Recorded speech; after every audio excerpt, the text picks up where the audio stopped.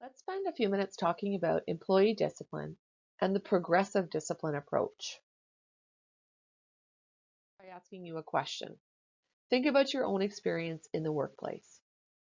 Have you ever worked with someone who broke the rules repeatedly but was not disciplined for it? So, for instance, a coworker who was late repeatedly and nobody said anything. How did it affect your morale and your willingness to follow the rules? I want you to keep this question in mind as we walk through these next few slides. It's important to know that the major responsibility falls to the HR department to develop disciplinary policies and procedures, but they are not always the one that's carrying out the disciplinary process. That is typically a line or area manager. All disciplinary action has to be for justifiable reasons. So a policy, for instance, that's being broken by an employee. If we don't take action when something goes wrong, the behavior becomes the norm. And so then if someone is disciplined for the behavior, let's say being late at work, and yet it's been a norm for a long period of time, other employees may challenge this. The biggest question I always get is, why do supervisors fail to impose discipline? Well, it's human nature to want to be liked, I guess, is my basic answer. Sometimes supervisors don't want to be the bad guy to impose discipline. But another reason is sometimes they're not sure how to impose discipline or what to do. That's where they need to make sure that they go to an HR manager to ask for help and support.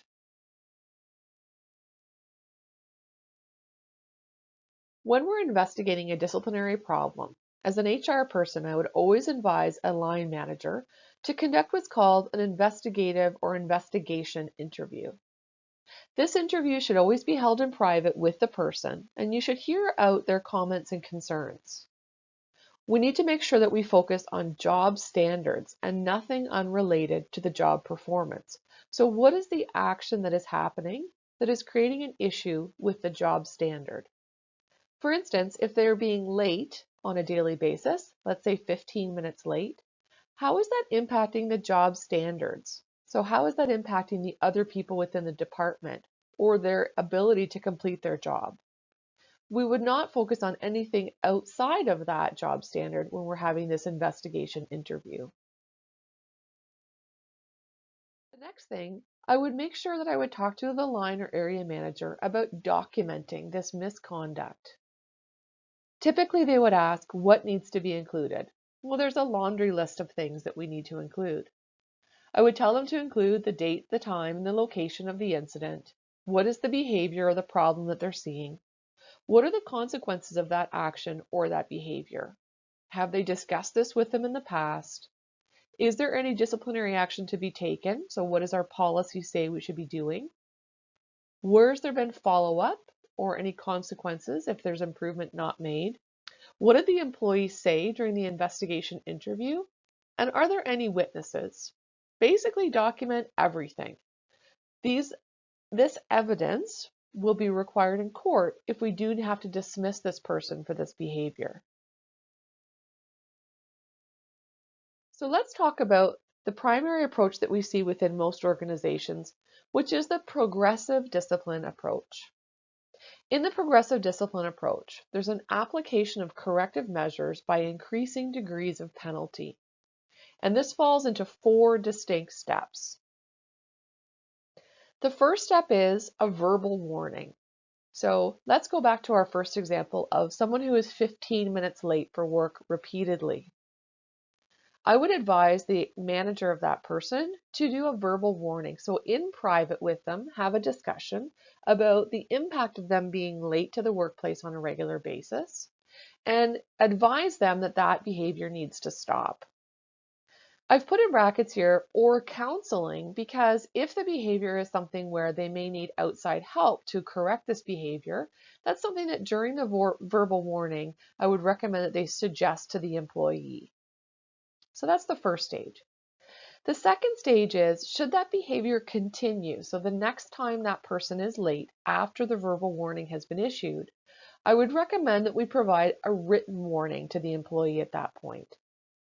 Again, in the example of someone being late, so the next time, the very next time that they are late, we would provide to them a written warning. A very clear statement that a verbal warning has already taken place. We are now at the stage of a written warning. And in that written warning, we would outline that there are 2 additional stages that will happen should this behavior continue. The 2 stages that would happen should the behavior continue would be a suspension with or without pay and a termination should the behavior continue. The purpose of a written warning is that the employee knows exactly where they stand. Our goal here is to correct the behavior, not to terminate the employee. Sometimes a verbal warning is not taken seriously by the employee, and it takes a written warning for them to really see and understand the potential impact of the behavior. But in the worst case scenario, let's say we've provided the verbal warning, we've provided the written warning of the lateness, and then the employee arrives late yet again for work. In this case, we would recommend that we suspend that employee immediately, with or without pay. This can depend on our organization's policy. Some organizations have policies where they will do a mild suspension for, let's say, 1 to 3 days with pay. The goal for that is for the employee to go home, to think about their behavior, to make any changes that they need to make, and to come back in with a fresh mind, ready to continue working for us. Or it might be that you're suspended without pay for 1 to 3 days, again, to go home to think about your behavior, and there's some financial impact to you as well. If you return to work then after this suspension, and again the behavior continues, that's when we do a termination. That is, of course, the last resort, and it's the last phase or step in progressive discipline. And that is where you are let go or fired from the organization for your behavior.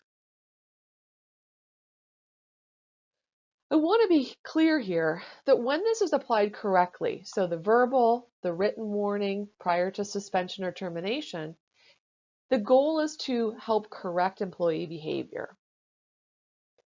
This is done because, first of all, the employee always knows where they stand regarding the offense. We're very clear in the language that we use. We also are very clear in what improvement we need them to do, so what is expected of them. And we make it very clear to them what will happen next if improvement is not made. When applied and not followed, so for instance, in the behavior of an employee being late repeatedly, so the behavior continues, the employee can then be terminated. In this case, the company has built a very strong case against the employee, which has been fully documented, and we say that they are now being terminated for cause. In this case, they are not awarded any severance pay that we've learned about so far this semester. This is an important distinction. Because they are terminated for cause, the courts would say that the person made the decision to continue the actions, and therefore the company owes them no money. So they would walk away without any severance pay and just the termination. Also, this is a bit of a black mark on your record as well, because now you really would have a hard time using this business as a future reference for you because you've been terminated for cause for something that you've done.